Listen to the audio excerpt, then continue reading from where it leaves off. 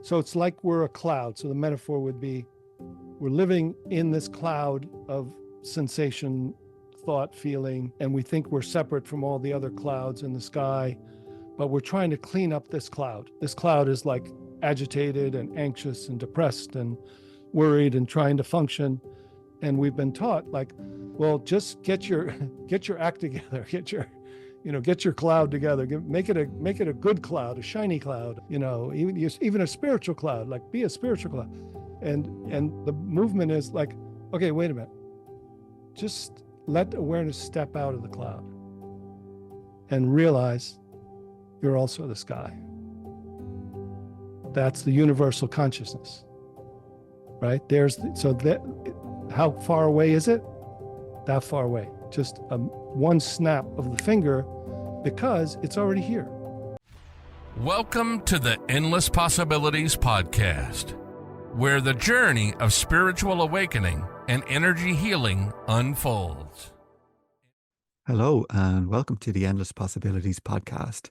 My name is Garrett Dignam, and I am very excited to be introducing another amazing guest on the show.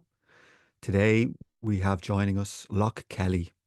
Let me give a brief introduction into Loch. Loch Kelly is the creator of the new groundbreaking meditation and wellness app, Mindful Glimpses. He is the founder of the non-profit public charity Effortless Mindfulness Institute. Locke is an award-winning author of 2 books, a licensed psychotherapist, and recognized leader in the field of meditation and awakening. He has worked in community mental health, established homeless shelters, and counseled family members of 9/11 in New York City. Locke graduated from Columbia University and received a fellowship to study meditation in Sri Lanka, India, and Nepal. He has collaborated with neuroscientists at Yale, UPenn, and NYU in the study of how awareness training can enhance compassion and well-being. Locke is dedicated to reducing suffering and supporting people to live from open-hearted awareness. He is known for his warm sense of humor and his trust that awakening is the next natural stage of development. He teaches the advanced yet simple non-dual pointers and direct methods of effortless mindfulness, informed by wisdom traditions, psychology, and evidence-based reports. Locke lives in upstate New York with his wife, Paige, and their 2 cats. Okay, Locke, welcome to the show. Nice to have you here. Thank you. Thanks, Gareth. Wonderful to be here. Yes. Very excited for this one. I've been going over some of your past podcasts over the last few days. Really been enjoying them. So I wonder, usually what I do is I have people introduce themselves and kind of like what led them to spirituality. We won't spend too much time on it, but if you could give us a little introduction on how you got into spirituality and your awakenings, if that would be okay. Yeah, sure. I'll I'll give you the shorter version. Just kind of a regular kid bumbling through life, in outside of New York, grow up in New Jersey. And I think, there were, when you look back, and many of us will find like, oh, right, that's what that was. So looking back, I would say I'd had these consciousness shifts or these spiritual experiences or these aha moments, but I didn't know what they were. And if I ever tried to talk to adults about them, they were like, oh, okay, yeah, right. So, so I think, during sports, I would get into a kind of a flow state. So that was the first kind of introduction from my ordinary life, into this, is that I heard a sportscaster say, oh, it's like he has eyes in the back of his head. And I said, oh, well, that's kind of what I do when I play sports. I was an ice hockey goalie, which is, so I said, oh, yeah, it's not actually seeing anything in back of you, but it's opening my awareness around 360 degrees. So it almost comes out of this tunnel vision and then drop into my body and then felt interconnected with everyone. And this is an experience that people feel when they do what they love in their free time, like that's called being in the zone or in a flow state. So it could be extreme sports, Yeah, extreme mountain sports. climbing. Yeah, Yeah, yeah. but I think it's really actually people do it it doesn't even have to be extreme. I think when people go for a walk in the woods, when they play with their dogs or cats or children, when they dance, when they listen to music, you drop out of your thought-based, chattering mind, self-referential, neurotic, separate sense of self, which is, a kind of a long sentence description of suffering. And you usually just drop into your body or you open to connection to other people or other. So that first move is what I recognize. Oh, there's something else besides just trying to be smarter, trying to be, accepted in social, life, or trying to be smart or be, just like, oh no, it's already okay. Uh-huh. Oh, and sports. That's why I love that. So then I started saying, okay, well, I could do that anytime. I don't have to do it just in sports. So then whenever I tried to explain it to somebody, they would just kind of stare at me.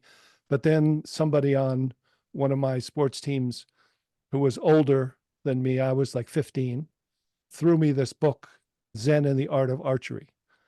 And so that was like, oh my God, this little tiny book is explaining through sport of archery how people get into this feeling of, interconnectedness with nature, peace of mind, sense of unity and bliss. So I was like, okay, so what is that called? Zen? Okay, let's find out what that is. And there's like whole cultures. And so off I went. So that was really the beginning of my exploration, really in high school. But it was a very, kind of, then I did TM early on and enjoyed that. I had a kind of an opening experience there, and then a series of different meditations or just being open to more would be peak experiences or awakenings that started happening more regularly. And then eventually decided to go to graduate school and then went on a fellowship to Sri Lanka, India, and Nepal, and did Vipassana insight meditation for 9 months, these retreats, 5-day, 10-day, 21-day, and studied at a university in Sri Lanka, and then went up to the Dalai Lama, see the Dalai Lama, who had just come back from France, where he was teaching Dzogchen, which is the non-dual direct path method in Tibetan Buddhism. And he was all excited. And I was like, oh my God, this is amazing. And I put my hand up and said, who should I go study with? And he said, there's one guy in Nepal. His name is Tulku Urgyen Rinpoche. Changed all my plans. Got on a bus to a train to a walk up to this little hut. And then the real changing point in my life was with a 5-minute talk and a 5-minute glimpse practice, which is what I call it now, or what they call a pointing out instruction. My awareness shifted, dropped into my body, and I felt the same way I did at the end of a 10-day meditation retreat in 10 minutes. But my eyes were open and I felt more, not just kind of a calm, numb, but a real open-hearted, connected. So I was like laughing and crying and like, oh my God, is this possible that this is, and the teacher was saying the premise of this kind of Buddhist non-dual is that this is our true nature and it's always here and it's available and you don't have to do anything except work with the obscuring habitual contents that tend to cloud it over. And so the practice is, returning and discovering and uncovering. So I thought about, well, maybe I should stay here and become a Tibetan monk and do a 3-year retreat. But the amazing part of the story was the reason that Tulku Urgyen was giving this instruction to anybody who showed up at that time was because he said he had done 3-year retreats, but that when he was 15, his uncle had pointed out, pointing out instructions, and it was no different now than it was then, the essential freedom and true nature.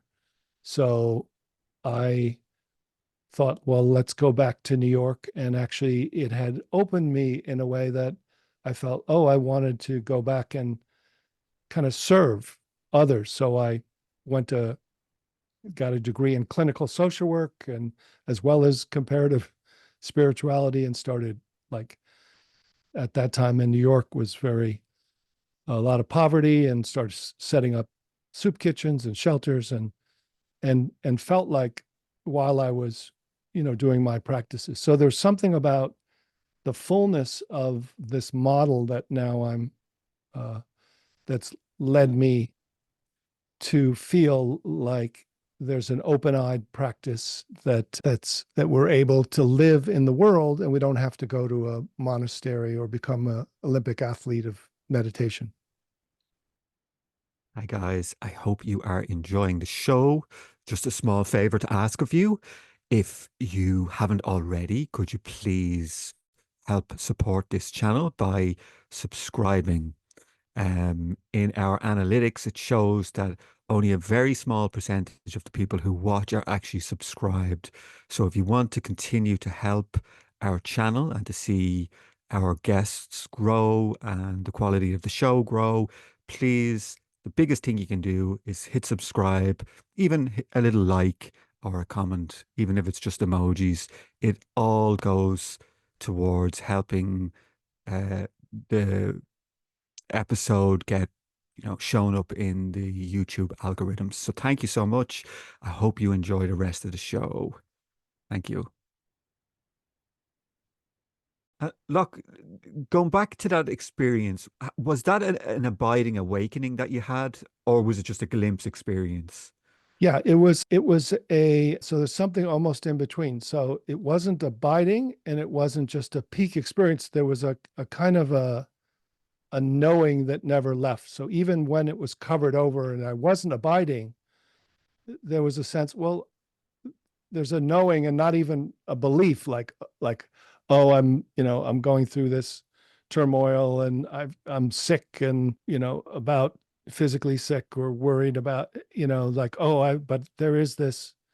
So it was literally that there was this experiential knowing that this was here, and it's going to unfold, and uh, I can taste it, even though it's like 1% at sometimes. So then it would move toward abiding over time. And yeah. Okay, so I'm just going to try and piece together with the language I use. So I kind of use the TM model of awakening, right? Which is firstly ignorance, right? We identify as the body, mind, ego, witnessing consciousness, which is what kind of sounds was happening when you were playing ice hockey.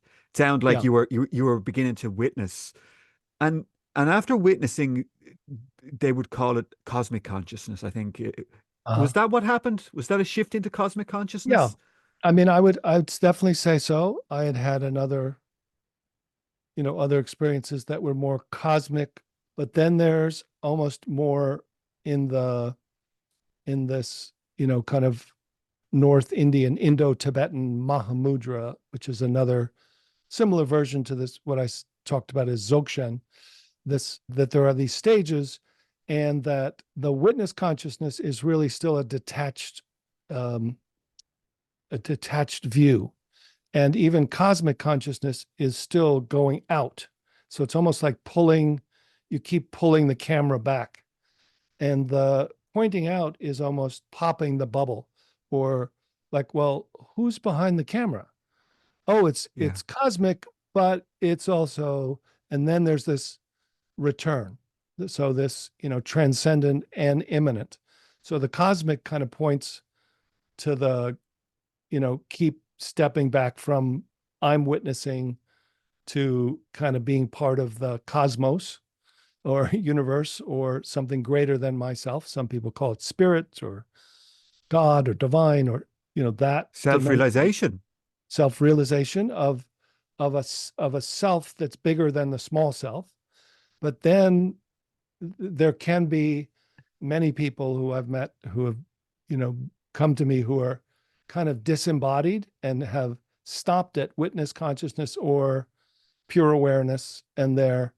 So it was really the waking back in and starting to work with the psychological parts of me that are, have had some trauma or had, who could live this life. So off the cushion or out of the peak experience back into the ordinary is who or what is here now, that also simultaneously is having something Mm. arise or having some interaction that's unpleasant, or the world outside or inside.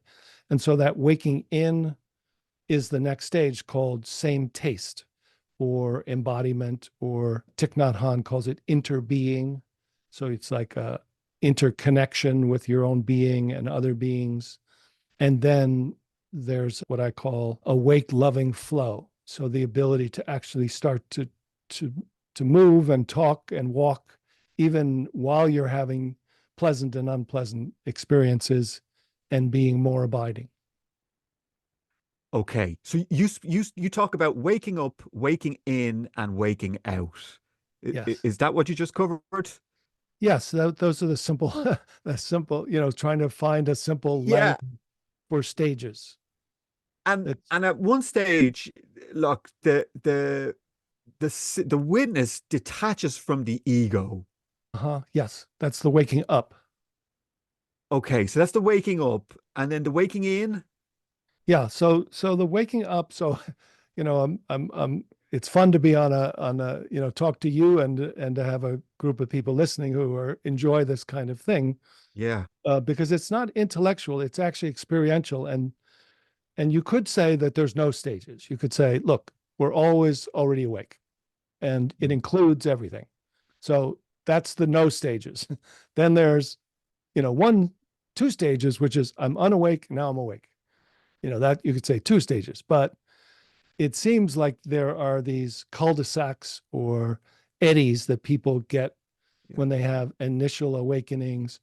You certainly, we can't, so many of my colleagues and people who are spiritual teachers have ended up acting out with power, sex, money, drugs in, after having an initial awakening, and they had an awakening, and all of a sudden then they become narcissistic, or, they think they're beyond the ego. So they woke up from it, but now they're at this witness consciousness that's kind of detached from their own psychology.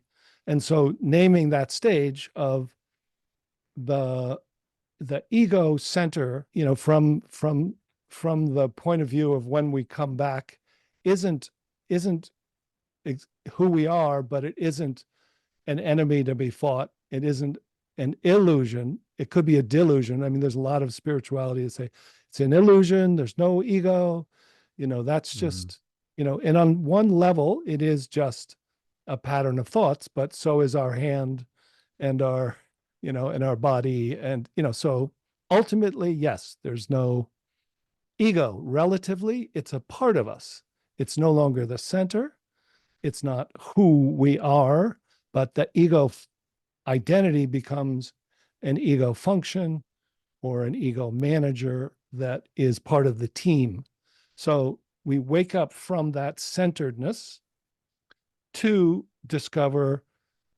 Some people wake in through the next stage is often a subtle mind, so a mindful witness, right? So if you do mindfulness or witness consciousness, whether it's Yeah. kind of first stage witness, which is what people practice mindfulness.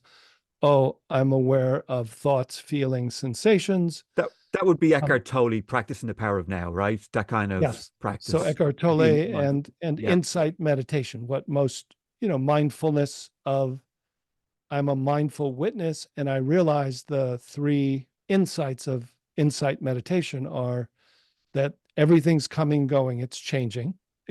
There's no solid separate self. So anicca, change, anatta, there's no self. And that within this constellation, there's no satisfaction, it's suffering.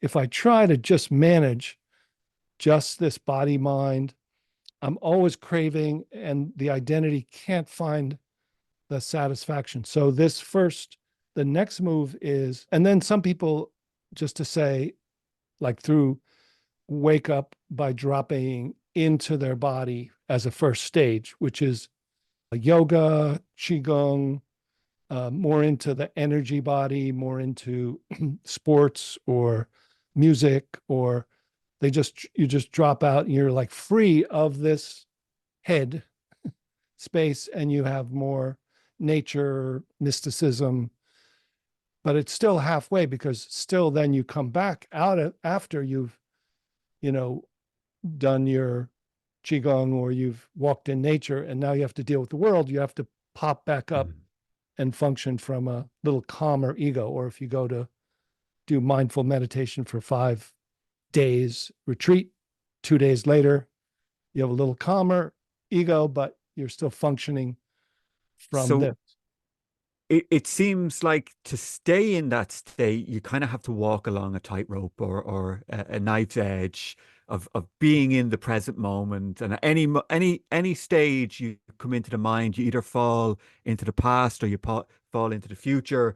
So it's like you've come out of ignorance, but it's not a permanent stage yet, right? It No, hasn't detached. no, that's just the first. So I would say this is called stage 2. So stage 1 is we're just living, trying to do the best we can, Yeah. trying to have positive thoughts, being, trying to be ethical, living in community, being, trying to create happiness with a good, good, healthy, positive life. That's where the Yeah. ego, the Yeah. best ego to do.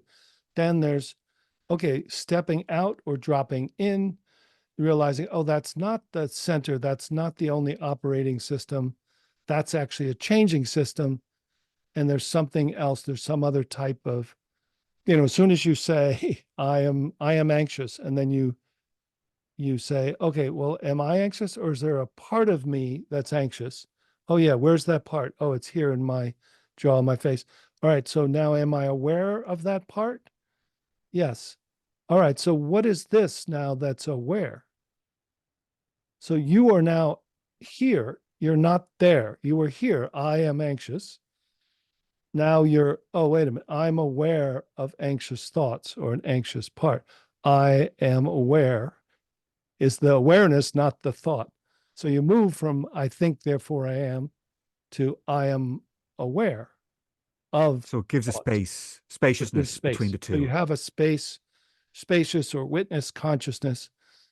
Then the next stage is actually going a little subtler, is actually finding out that you look, instead of pulling the camera back, you're instead of being aware of anxiety, you start to say, well, what is the awareness like? And you turn the awareness from looking at contents to looking at the context, to looking at, well, what is awareness like? Is it anxious? Oh, it's not anxious. When I'm pure awareness, I'm not anxious. I'm not worried. I'm not angry. I'm not sleepy. I'm not in pain. So there is a dimension. So this spiritual dimension, which is what people make into religion, feels friendly. It feels like it has universal. It feels bigger than me. It feels like it's not just a positive thought or a dissociation or a detachment. It's like, oh, I've discovered there's an awareness that's pain-free, worry-free, yet it's alert and it's here and it's timeless. So this is a little of the Eckhart Tolle thing, is Yeah. there, it's timeless. It's not worried about future or past, but it could, from here, I could think about making a list of, what I'm going to do shopping in the future. I could remember an incident in the past and let it go. So this dimension of what I call awake awareness. So it's not attention, it's not mindful awareness, it's pure awareness or awake awareness, is a dimension that once you're aware of it, then you become aware as it, but you can't act in the world from it. You'll end up going back to a witness consciousness or a kind of a pretend intellectual version of it.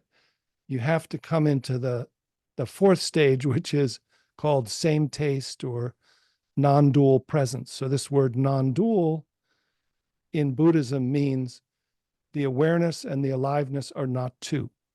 The what's called emptiness and appearances are not two. The transcendent and the immanent are not two. The sacred and the secular are not two. The universal and the particular are not two. So they're not one, but there's an awareness now is the primary dimension of your consciousness that is now waking in to be embodied and feel like, oh yeah, there's a human life. So the humanness and the beingness are equally together. So the beingness is just being. And there's nothing to do and there's nothing to get. And there's no worries. And the humanness has to get up and go get some food and navigate other people and situations that are always going to be pleasant and unpleasant. So it's that new operating system of awareness-based, embodied, open-hearted presence that is the abiding, that begins to be the abiding awakening. That stage of awakening where we're starting to wake in, where there's this pure awareness that, discovering that pure awareness is for people like a group of people like people who have chronic pain, introducing them to this pure awareness that has no pain, that is where the pain signal is coming to. So they're not dissociated or spaced out, but they are not in that pain signal continually coming, going. So that's the physical pain. It's the same as emotional pain. There's a discovery, but then the coming back into embodiment and the ability to start to have what's called self-leadership with a capital S, or awake loving flow. That, like in flow consciousness, you can start to trust that you're actually responding from awareness-based knowing that is what is called abiding awake consciousness. Okay.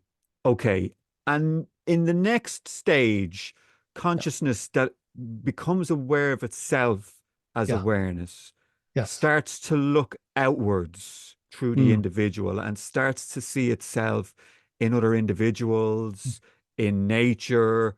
Can you talk about that stage in your model? Yeah. Yeah. So that's actually called non-dual mind or unity mind, which is kind of the fourth stage. And that's the one that Thich Nhat Hanh calls interbeing. So there's a sense of being that when you come from pure awareness to waking into embodiment. There's a sense, oh, I'm a being. I'm not a thinker. I'm not a doer. I'm a being. And then I can do from being. But then you start to realize, oh, there's some, what's called interdependence in Buddhism, which means, so when they talk about emptiness, which I think this is helpful for people, that emptiness means empty of a separate self. So if you use a tree as an example, which is the same as your ego, so there's no such thing as a separate thing that's a tree in itself.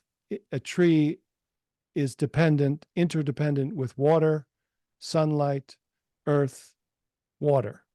So there's no separate ego in our head. It's dependent on thoughts, feelings, perceptions, different consciousness creating patterns. And what is the primary dimension is this awake awareness, which is just aware by itself, whether it's aware of the body or not. And then when you feel this embodiment and look out, it's like you're seeing yourself like a mirror. There's like a feeling of friendliness. It starts often for people with almost, it doesn't have to feel, some people are very, almost energetically, kinesthetically, like I feel like I am the tree or something. You don't have to feel that. The first thing is like, oh, there's not a threat to who I am. So you're not scanning for danger because Safety. So safety, a safety. feeling of home, right? Yes, that's right. Yeah. So that's so key.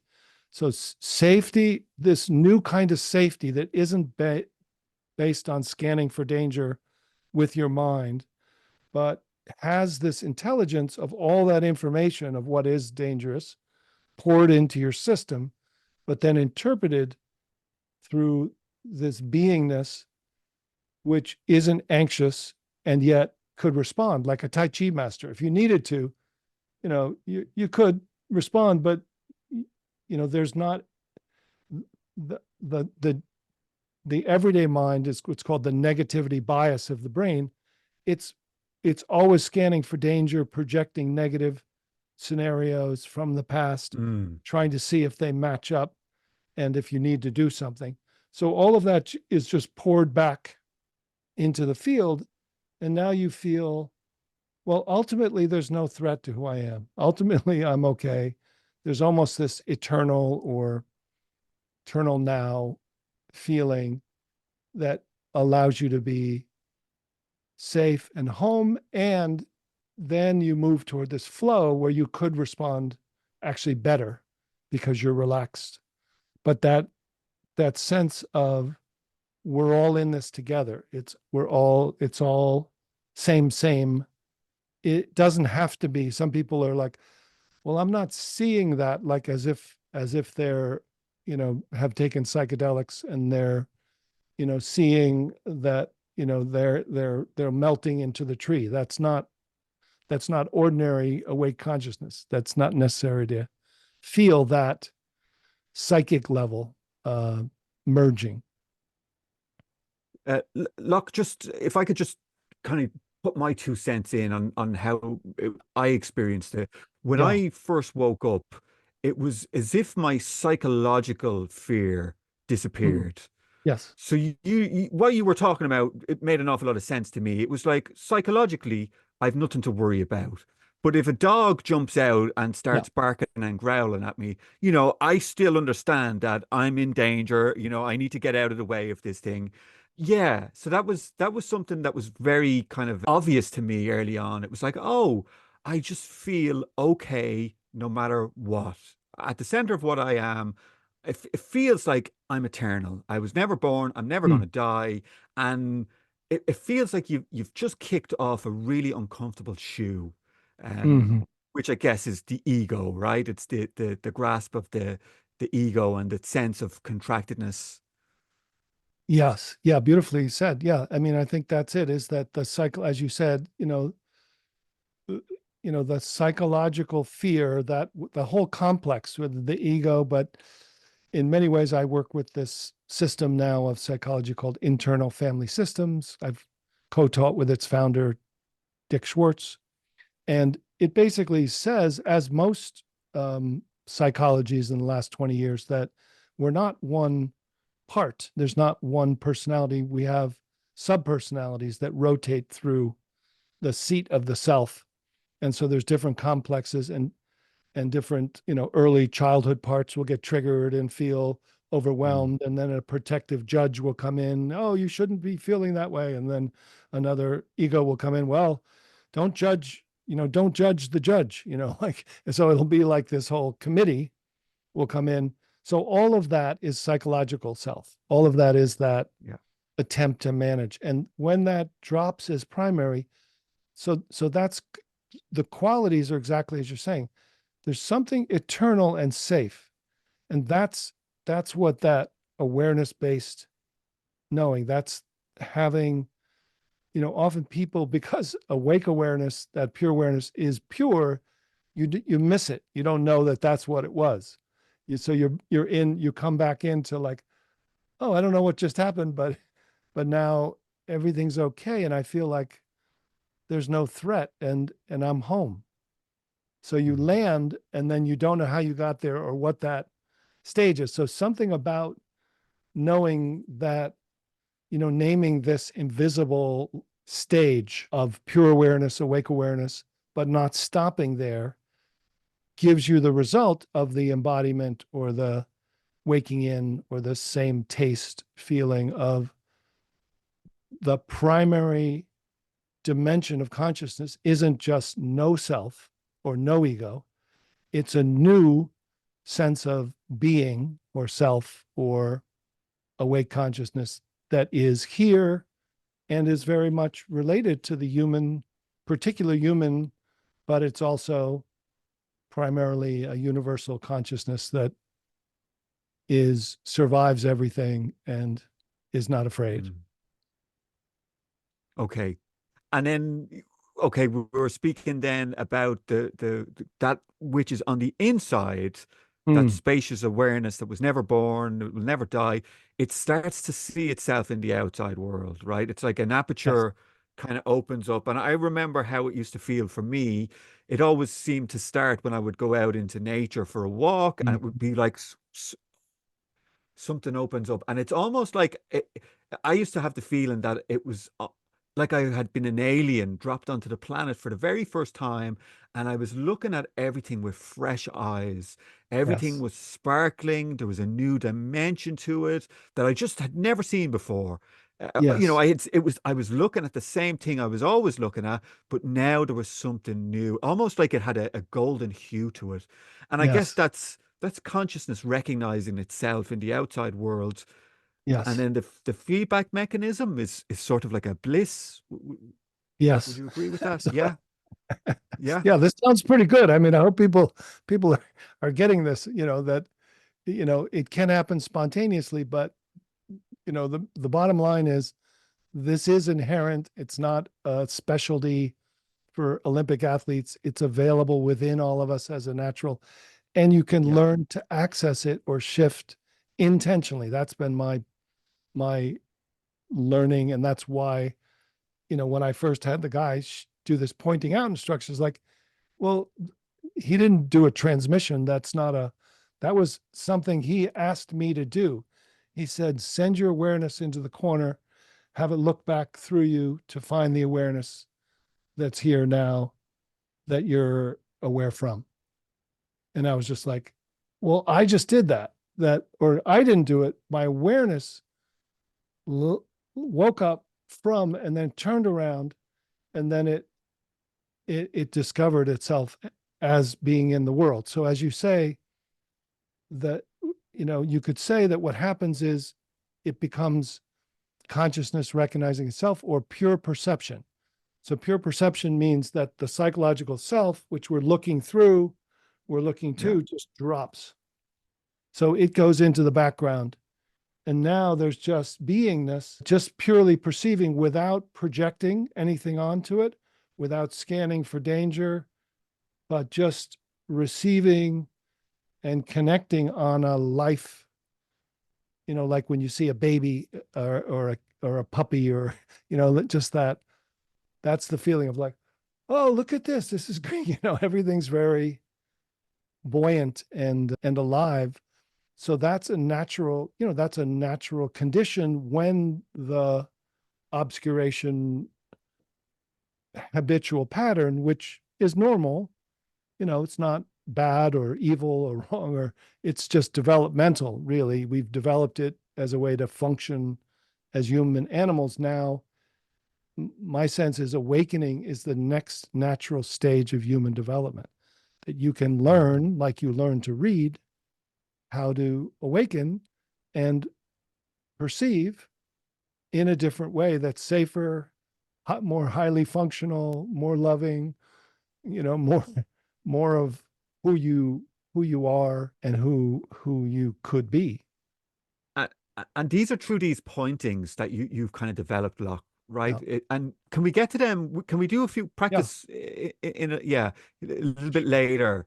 Because one of the things I always hear, right, is but how, what's the catalyst? What ignites the spiritual awakening? Yes. And a lot of people, the premise is that we don't do anything. The individual cannot initiate spiritual Right. awakening, right? On a, on that level, but it seems to be like a grace.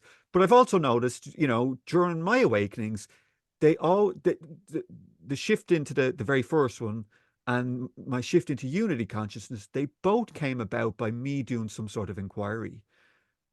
Right. I Yes. stopped and I pondered something, That's and right. then all of a sudden, it clicked inside. That's right. Um, Yeah. So yeah, so that is so there is so I mean I think there's because it's natural already inherent, there can be spontaneous awakenings or and because the small subpersonalities that are made of thought-based consciousness, they're not going to wake up to be the awake self. So they can't do anything. They yeah, can't even know awake awareness. But yeah. They can't. awake awareness can know them and then they can be part of it. So it's a strange thing. So there tend to be two traditions in most spiritualities, in the kind of the resting method, the do nothing method, and the looking method or the inquiry method. So Mm, I'm of the inquiry method and the looking method, because the other one just says you can't do anything, there's nothing to do. So you have to go to a satsang where somebody says there's nothing to do and you need to, well, what are you doing telling me that? Isn't that an inquiry? Like what are we, we're not doing nothing. We're sitting here, you're telling me there's nothing to do and you just have to realize, well, then you're pointing something out. Or you sit, like in Zen, the metaphor, which makes sense, muddy water, let stand, becomes clear. So if you do nothing yeah, actively, though, you have to go and you have to sit. yeah, And what is that? That's a doing. So it's like, or you have to wait around for grace, which is basically like, all right, forget it. Then I'll just go about my life. And if grace comes, good luck. Then, maybe it'll happen. Well, the odds have historically not been very good for that method of, yeah. because the habit is so strong. So this inquiry or looking method, so the strange thing that I feel like is the method of inquiry that I use. Some of the inquiry method, like Ramana Maharshi, and uses the mind, like the thorn to remove the thorn. They say called Yeah. neti neti, not this, not that. So you keep inquiring with your mind. Am I this person? Am I this age? Am I this name? Am I this thought? Am I the, you keep going through this negation. So that's one form. But the way, well, the method that I was first introduced to, and is this direct path method, is strangely this. So if the premise is that awake consciousness is already here, that it is functional, and eventually when you're abiding, it's primary, then currently it's covered over or obscured or blended with thought. So let me talk to you, the awake consciousness, because you're already here. Now, can you, not the doer, I'm not talking to you, the ego or the efforter or the will or the intellectual.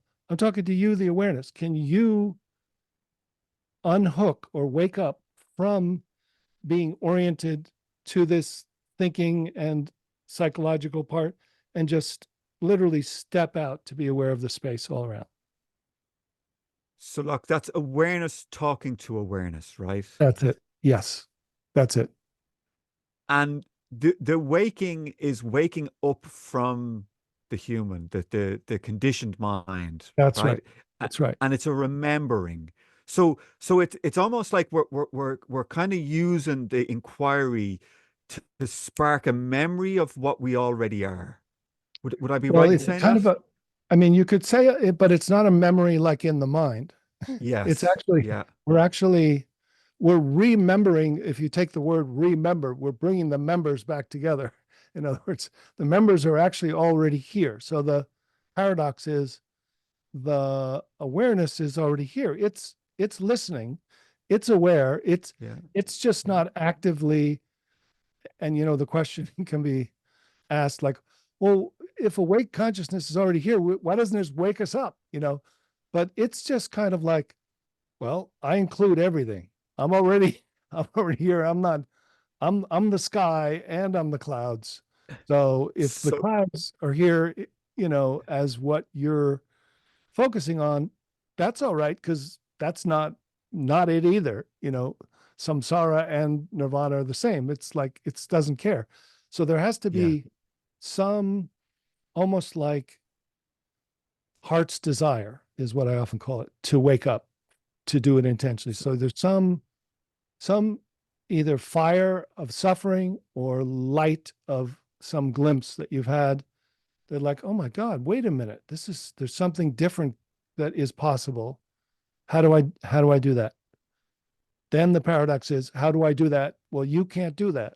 Well, okay, so who does it? Well, awake awareness, the awakeness can do it. So it can literally, that the awareness that's identified with thought can recognize itself, and then recognize that form is emptiness, and then the waking in is emptiness is form. So this is the Zen description that what moved beyond the first historical Buddhist idea of just go to nirvana or go to no self. Okay, go to emptiness.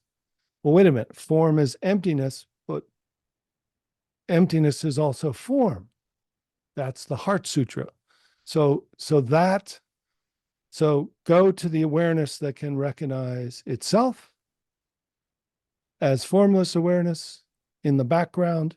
So it's like we're a cloud. So the metaphor would be, we're living in this cloud of sensation, thought, feeling, and we think we're separate from all the other clouds in the sky, but we're trying to clean up this cloud. This cloud is like agitated and anxious and depressed and worried and trying to function.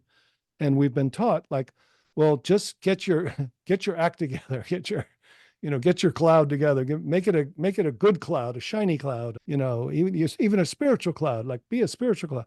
and Yeah. and the movement is like, okay, wait a minute, just let awareness step out of the cloud and realize you're also the sky. That's the universal consciousness, right? So that, how far away is it? That far away, just one snap of the finger, because it's already here. We're not creating it. We're not like, I am. It's not an attainment.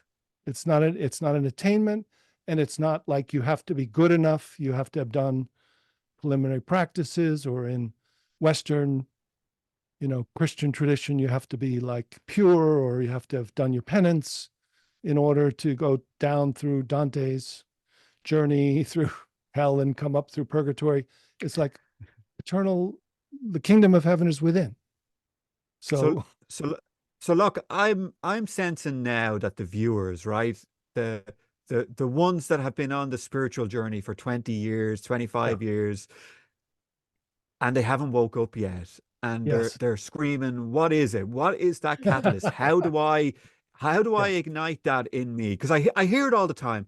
And yeah, generally it comes from people who have been stuck in some sort of a yes, tradition for a long, and it's somehow become a trap for them. exactly.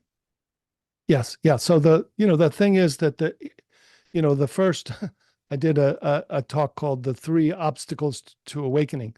So the first obstacle is having a limited map. So if you have a limited Yeah. map of practice, you're gonna get as far as that, but then you're gonna think, you're not gonna know. Well, you're able to wake up to witness consciousness, but now you're trying to establish witness consciousness and live from there. But you're only in the second stage. Like you got to You got to, Yeah. and then the second obstacle is not knowing what takes the action or what makes the move or what does it.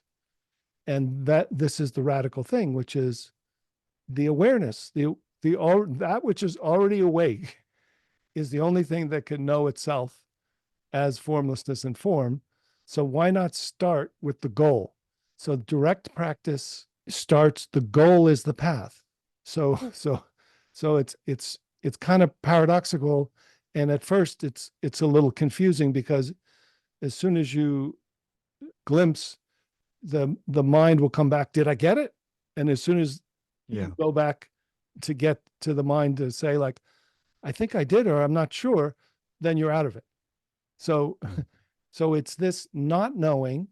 It's like you wake up from I think therefore I am to not knowing, but then you have to find the not knowing that knows, that then could move your hand or use thought or could watch thought go by without getting on the train of thought, or could have a part of you say, well, am I getting it or not getting it? And then just kind of say, thank you for sharing, but I'm not, you don't need to, I'll tell you later, or you feel in and see if you're getting it, but I'm getting it over here, but I don't need to get it from thought. So, so look, this would kind of be like the self-inquiry, who am I, right? And Yeah, when you ask yourself that and you kind of feel into it, there's no answer. And it brings you in, it forces you into that state of not knowing. And I think that's that's right. where you're pointing to, is that you just And that's stay where there.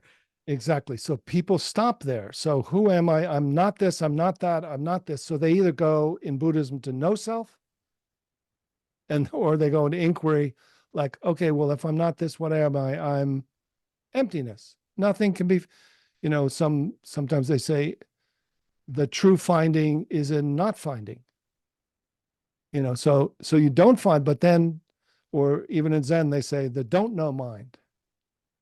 So all I'm saying is that's stage two. Now, okay, does the not knowing know? Because if you've gone beyond the old knowing to the not knowing, that's good. But now, how are you going to know? You either got to go back or you've got to find, oh, there's a new knowing that is awareness based, that's always been here, that you can't find it because it's not a thing and it's not thought based, but you can, and it's not even kind of gut feeling or, classical intuition. It's kind of like intuition, but it's not intuition. It's this new alertness that actually people operate when they're in flow or when they're even typing, like when you type, Yeah. you learn the keyboard, and then you are not thinking. You're not thinking, you're just trusting that there's some, Doing the dishes, doing the yeah, dishes. The yeah, hands are moving by hands are themselves, right? moving and you're here, you're not spaced out, you're actually doing a task or you're driving a car. Once you learn the basics, and because we already have learned how to talk, how to walk, we don't need to think about thinking. We can go to this awake, abiding consciousness and start to know from here. And what we know, like, so when you go to this, all right, so let's do a one glimpse here, just as a little Great. illustration, and then it'll kind of show itself a little bit more. Yeah, does that sound good? It sounds amazing. Yeah. Yeah, yeah. So this one is a little, so I'll do one that we go out, and I'll do one where we go into more of a heart based. Some people are more find it easier to go in, some people find it easier to go out. This one, so the premise is just as we've been talking about, that there already is this not knowing that knows. There's an awake, alert, non-thought based awareness that's here. However, the habit is that awareness is identified or attached to this functional animal whose concern is safety and functioning. So it's trying to be safe and it's trying to thrive. Survive and thrive. Survive and thrive. That's good. We're all on board with that project, but thinking is not its highest form. It's a tool. So in Buddhism, thinking is considered the sixth sense. So our regular five senses, and then thinking is an organizing sense, all appearing to awake consciousness. So functionally helpful, just like your hand is helpful, your thought is helpful, but it's the premise is that what happens is in the survive and thrive, what ends up happening is we end up with this conscious or little unconscious problem solver that's always looking, is everything okay here? Is everything okay there? What do I need to do here? What do I need to do there?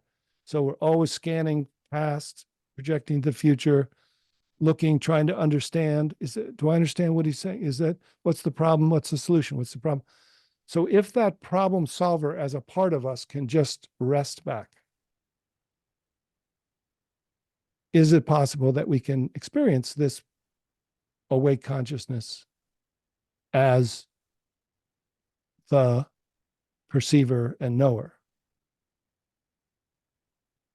And we can't check and use thought to know it. We just have to be it. Yeah. So this is the premise. So here's all of that, and the simple series of inquiries to help you discover this is a simple set of short inquiries that are meant to be from my awareness through language to your language, asking your awareness to look. So you don't have to figure it out when I ask inquiry. Let your awareness look. Yep. So here we go. So just now, what's here when there's no problem to solve?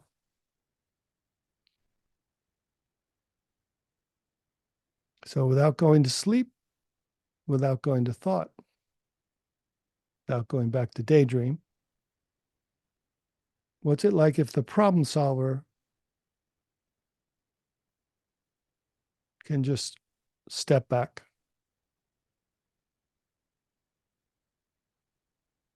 What's this that's aware of the problem solver, and then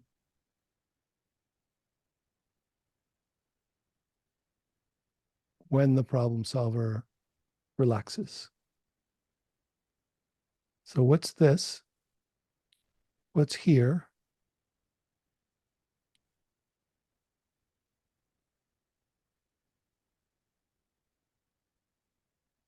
Just now, when there's no problem to solve.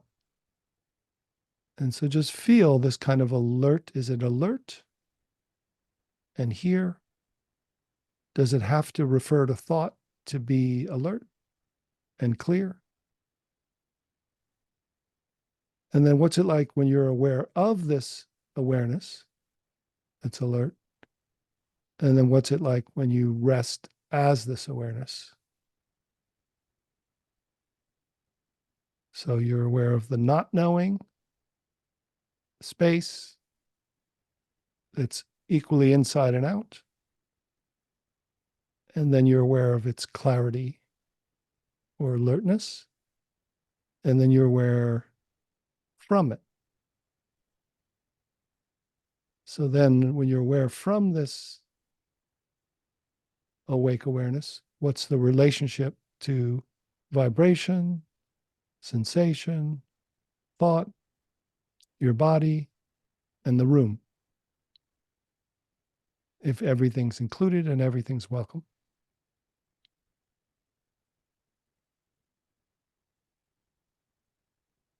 If you don't have to go back to thought or the problem solver, you can rest deeper than sleep as that which is wide awake.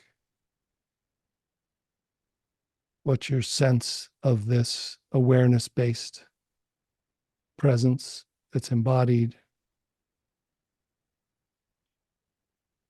and connected to whatever you're aware of?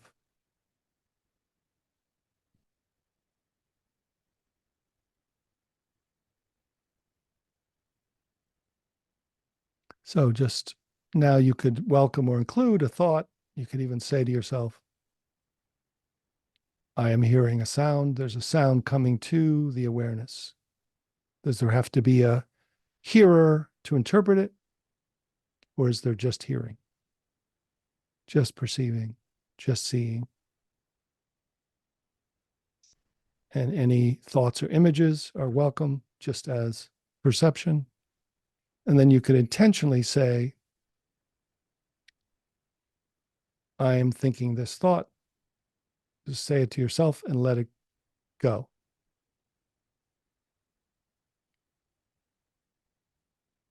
Notice how you can intentionally use intentional thought and then don't follow it to associate to the next thought. Just remain in kind of a peace of mind.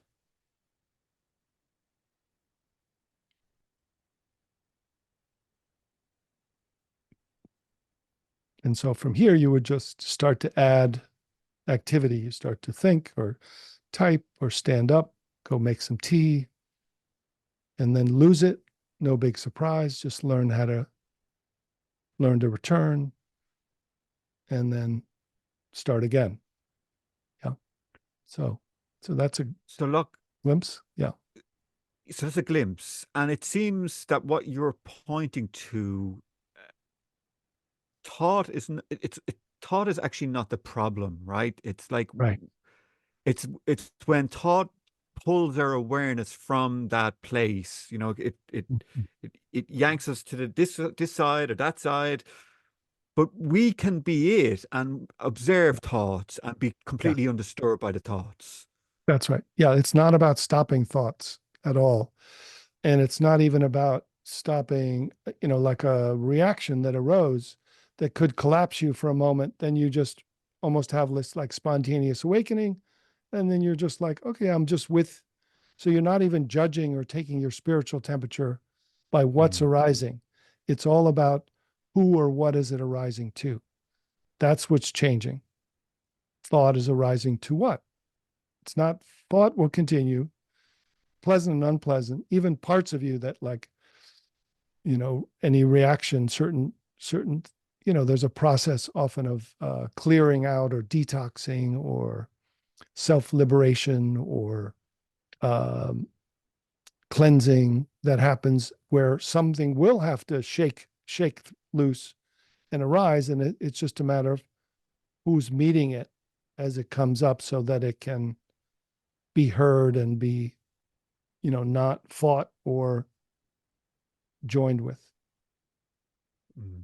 And look, you created an app with these Yes, pointings. Is that correct? that's Yeah. right. Yeah.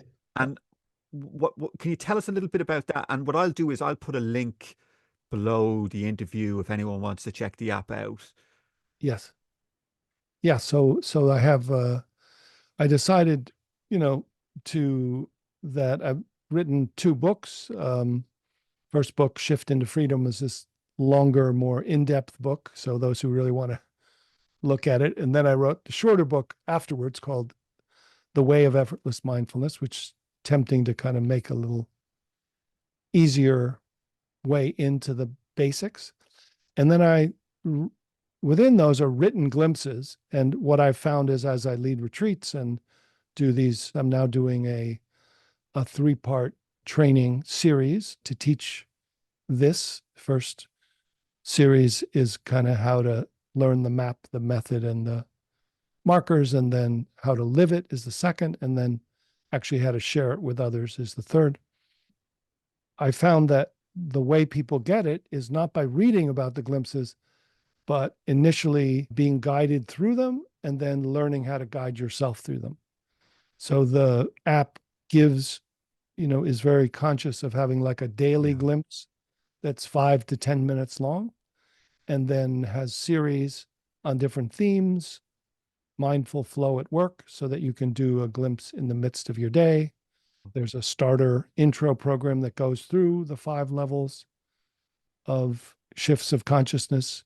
And then there are different, very short and longer ones for different learning types, people who are more kinesthetic, people who are more visual, people who are more auditory or emotional, or so that there's a way to learn and make it your own.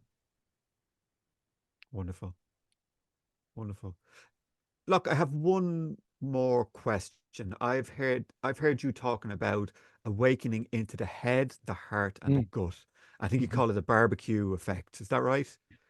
Yes, Can you well, can, can you talk a little bit about that, please?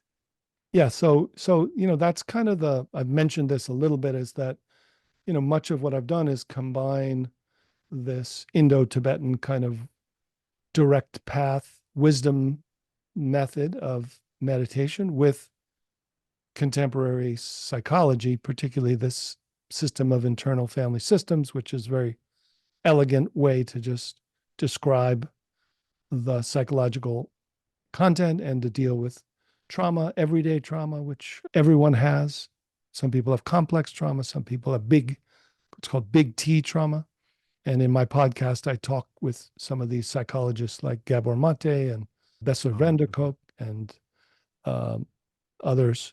So when you're embodying, so you can have all these experiences in meditation retreats or access this on the cushion, but when you get up off the cushion, when you come out of meditation and are in the midst of your day, it's not just thoughts, feelings, sensations that arises. It's usually subpersonalities or parts or constellations of consciousness that are thought, feeling, sensation, worldview that have been kind of collapsed within your body.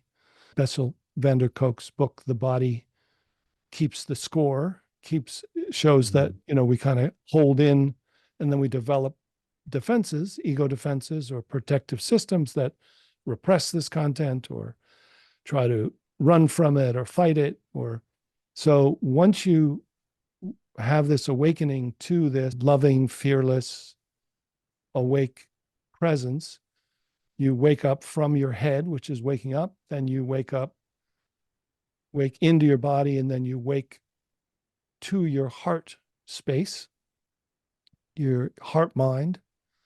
From your heart mind, you can now, which is this awake consciousness that has unconditional love naturally, you can now be with these other parts of you that are strong. So you can be with the judge. You can realize that these parts of you, even like the mean judging part, I don't know if anyone has one of those, but that actually is not a bad part. You don't have to fight it or kill it or tell it to be nice. Its intention is to help you, and it just needs to be unburdened from its misunderstanding. So it's kind of needs to awaken to its own healing, and some of the earlier shadow parts or exiled parts that are, terror and rage and fear and feeling shame based parts. I'm not good enough, I'm worthless, can now be met. They've been kept down because we don't want to get overwhelmed by them and have them take over our functioning. So now there's this shake and bake or this healing or this detox or this thawing out process that it can only be done in some ways. You can grow up to a certain level, then I feel like you have to wake up to continue to grow up. But if you wake up first, you got to come back and grow up and work and heal up. So mm. this is the combination that makes abiding awakening possible, is including the eyes open, off the cushion, walking around every day, getting triggered, working with parts that get triggered, and not staying within a small psychological method to keep trying to fix everything and be a healthy ego, but to find this other operating system that has the capacity to allow these parts to be met and healed and be part of the team. And that's the heart space. And that's the heart space. That's the awake loving flow or the heart space or the heart mind, because it's not neutral. Sometimes when you go to pure awareness, it's neutral. It's like, oh, it's free of that, but it's everything's fine. but there's no juice. So then the embodiment comes into the waking in to the non-dual presence, and then the heart mind adds this natural, like you were talking about, you start to feel safe, there's safety, there's home, and then there's like almost a wanting to, interact with and live this life from more joy and love. And the gut? And the gut is the gut is where most of this earlier. So that's what, when you wake to the heart is what can deal with the gut. So the gut is where a lot of the earlier, stronger, what Freud called id, the stronger impulses or the repressed content of rage and terror and mistaken aggression and sexuality and fear of death and all of that, and early childhood preverbal parts of us have been stored, so that now the ego can't really deal with that, because those emotions are stronger than even the smartest psychological ego. But this new capacity from the heart mind can be with the gut and all the other protective parts. Okay. And would I be right in saying that the awareness actually drops from the Mm-hmm. headspace into the heart? Yes, it feels like that. So, some Yeah. people talk about almost a feeling of headlessness. So once your activity is so much here, when your perception gets cleared, as you described, Gareth, of that kind of feeling of of clarity, it's almost like your head's no longer the center. So you kind of dropped into your heart, and it's almost like your heart can drop into your gut. So that's where your Mm. physical center is. So you feel more buoyant like an animal. You're not as uptight and, kind of feeling protective in your body. Your body starts to release the holding that it has. So there's kind of a dropping into but you Yeah. don't want to stop at just headlessness. You want to, because then you could be heartless. So you want to drop into the heartfulness, and then you want to be, fully human by acknowledging those shadow parts and those stronger energies and traumas that need, to be met and unburdened and healed, and much Mm. easier, in a much easier way, and a more slow, in their own time process. So Locke, I had that experience Mm. of dropping. It was like a trap door just slid and my awareness dropped down into my heart. And it was Yes. like as if I was now perceiving from the heart. So not just looking out from this headspace, but it was Yes. like I was looking out from my heart as well. And then following on from that, it dropped down further into the gut. And it felt like I Mm. was in all three centers Yes. simultaneously perceiving.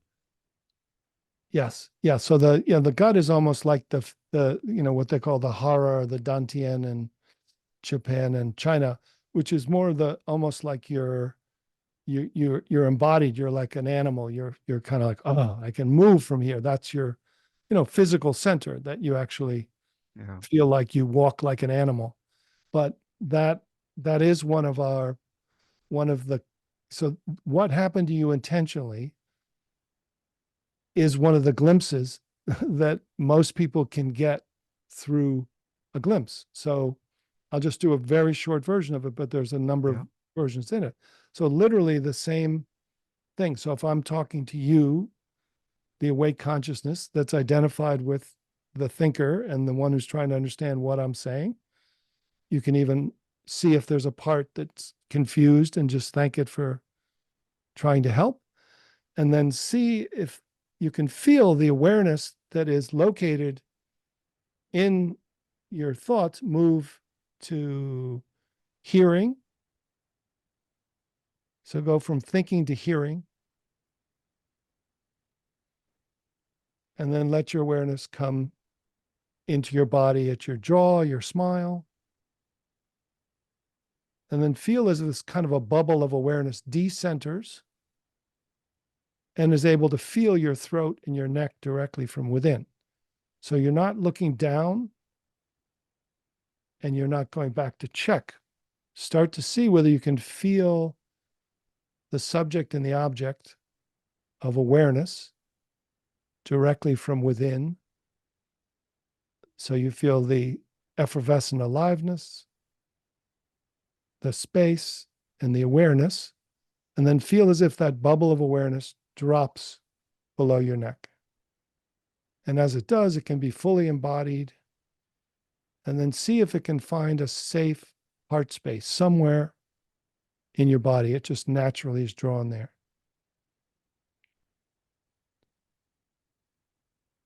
And then just, if you pop back up, you can always just return, but see if you can almost dive deeper, like first a living stream and then subtler and subtler into this awareness-based, alive, loving wisdom and love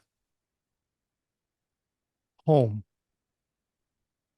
And now being aware of the heart space, see if you can be aware from the heart space. So information from the office of your head can come down. You don't have to go back up to know. And you feel even that the heart space can open up behind your back to feel the already awake presence of the awareness that has your back, that arises like an ocean of awareness as your whole body, and then looks out of the eyes of your heart to connect to everyone and everything. Mm. So, so what happened to you intentionally? So that's the thing, is I would figure out, like, how do you teach this? And once awareness It just happened, Locke. just happens, but I mean, Just the happened. awareness, once you have the awareness, for you, it just happened. But for people who literally have had just walk in off the street and I ask their awareness, they don't even know what their awareness is, to unhook and drop, they have the same experience as you did. And they're like, what is going on here? This is what I've been trying to get back to my whole life. Are you telling me that just took 3 minutes? How could that be? Because it's inherent within you.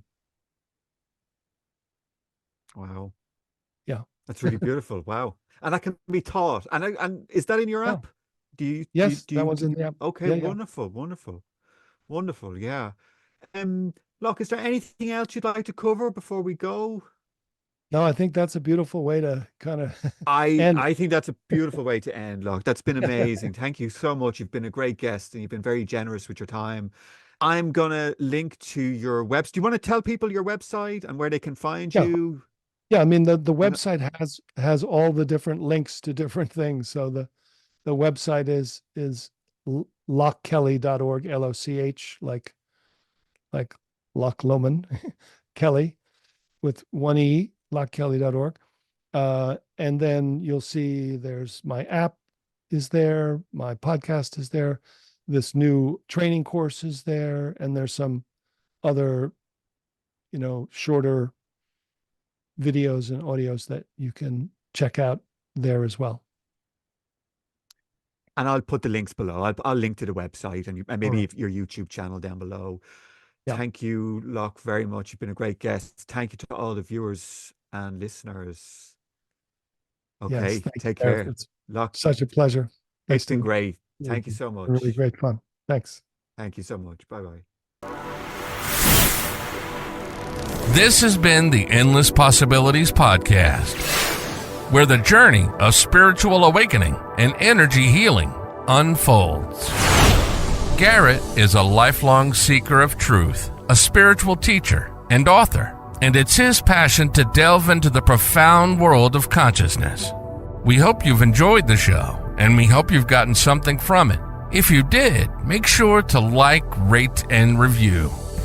We'll be back soon. But in the meantime, the podcast is available on YouTube and all the major podcasting platforms. Find us on Instagram at _mother_force. Take care, and we'll see you soon on the Endless Possibilities Podcast.